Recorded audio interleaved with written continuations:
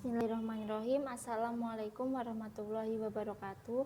Perkenalkan, nama saya Vita Wahyu Nuraini, NIM 3031923, PGSD semester 4. Saya di sini akan menjelaskan tentang pengertian administrasi pendidikan.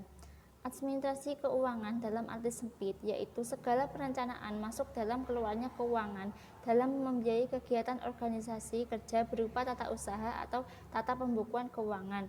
Administrasi keuangan dalam arti luas yang mengandung pengertian penentuan kebijaksanaan dalam pengadaan dan pengguna keuangan untuk mewujudkan kegiatan organisasi kerja berupa kegiatan perencanaan, pengaturan, dan pertanggungjawaban. Tujuan administrasi keuangan sekolah yang pertama yaitu meningkatkan efektivitas dan efisiensi pengguna keuangan sekolah. Yang kedua, meningkatkan akuntabilitas dan transparansi keuangan sekolah. Yang ketiga, meminimalkan penyalahgunaan anggaran sekolah. Sumber alokasi keuangan. Sumber keuangan sekolah telah diatur dalam UUD nomor 20 tahun 2003 pasal 46 ayat 2 yang berbunyi pemerintah daerah dan masyarakat mengerahkan sumber daya yang sesuai dengan peraturan perundang-undangan yang berlaku. Asep Suryana dan Suryati 2009-134.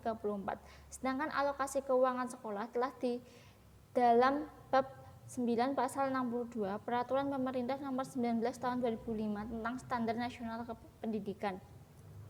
Prinsip pengelolaan keuangan sekolah yang pertama yaitu transparansi. Bidang pengelolaan keuangan yang transparan berarti adanya keterbukaan dalam pengelolaan keuangan lembaga pendidikan, yaitu keterbukaan sumber keuangan dan jumlahnya, rincian penggunaan dan pertanggungjawabannya yang jelas sehingga memudahkan pihak-pihak yang berkepentingan untuk mengetahuinya. Akuntabilitas adalah kondisi seseorang yang dinilai oleh orang lain karena kualitas performansinya dalam menyelesaikan tugas untuk mencapai tujuan yang menjadi tanggung jawabnya. Keefektifan. Efektivitas lebih menekankan pada kualitas source-comes.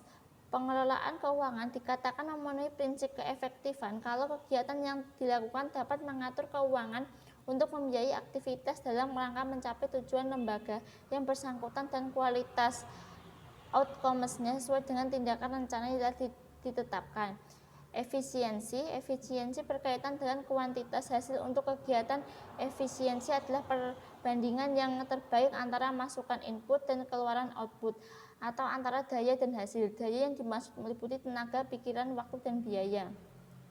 Perencanaan keuangan sekolah. Perencanaan dalam pengelolaan keuangan sekolah adalah merencanakan sumber dana untuk menunjang kegiatan pendidikan dan tercapainya pendidikan.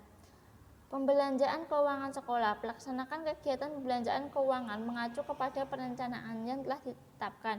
Mekanisme yang ditempuh di dalam pelaksanaan kegiatan harus benar, efektif, dan efisien. Artinya, setiap perolehan dana dalam pengelolaan harus didasarkan pada kebutuhan yang telah disesuaikan dengan perencanaan pembiayaan pendidikan dan disesuaikan juga dengan sumbernya.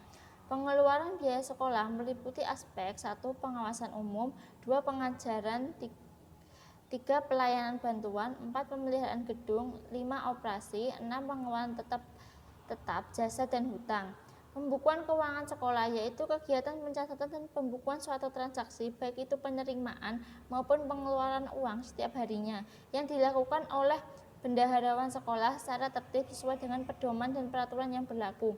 Pembukuan yang lengkap mencatat berbagai sumber dana dan beserta jumlahnya dan distribusi penggunaannya secara rinci. Kalau ada beban pajak yang harus dikeluarkan juga harus disetor sesuai aturan yang berlaku. Pengawasan keuangan sekolah. Pengawasan keuangan sekolah merupakan kegiatan yang diharapkan mampu mencegah timbulnya penyimpangan atau kesalahan dan pengelolaan keuangan sekolah. Pengawasan keuangan sekolah dilakukan oleh kepala sekolah dan instansi vertikal di atasnya. Kegiatan pengawasan keuangan sekolah dilakukan dengan maksud untuk mengetahui 1. Kesesuaian pelaksanaan anggaran dan ketentuan yang telah diterapkan dan dengan prosedur yang berlaku. 2. Kesesuaian hasil yang dicapai baik di bidang teknis, administrasi maupun operasional dengan peraturan yang diterapkan. 3. Kemanfaatan sarana yang ada, manusia, biaya, perlengkapan, dan organisasi secara efisien dan efektif. 4. Sistem yang lain atau perubahan sistem guna mencapai hasil yang lebih sempurna. Pertanggungjawaban keuangan sekolah. Penerimaan dan Pengelolaan keuangan sekolah harus dilaporkan dan dipertanggungjawabkan secara rutin sesuai dengan peraturan yang ditetapkan. Pelaporan dan pertanggungjawaban anggaran yang berasal dari orang tua, siswa, dan masyarakat dilakukan secara rinci dan transparansi sesuai dengan sumber dana. Pelaporan dan pertanggungjawaban anggaran yang berasal dari usaha mandiri sekolah dilakukan secara rinci dan transparan kepada Dewan Guru dan staf sekolah. Peranan guru dalam keuangan sekolah. Penanggung jawab biaya pendidikan adalah kepala sekolah. Namun demikian, guru diharapkan ikut berperan dalam administrasi biaya ini meskipun menambah beban mereka, juga memberikan kesempatan untuk ikut serta mengarahkan pembiayaan itu untuk perbaikan proses belajar mengajar. Terima kasih, sekian dari saya. Bila ada salah kata, saya mohon maaf. Nun wal qalami wa mayasturun fastabiqul khairat. Wassalamualaikum warahmatullahi wabarakatuh.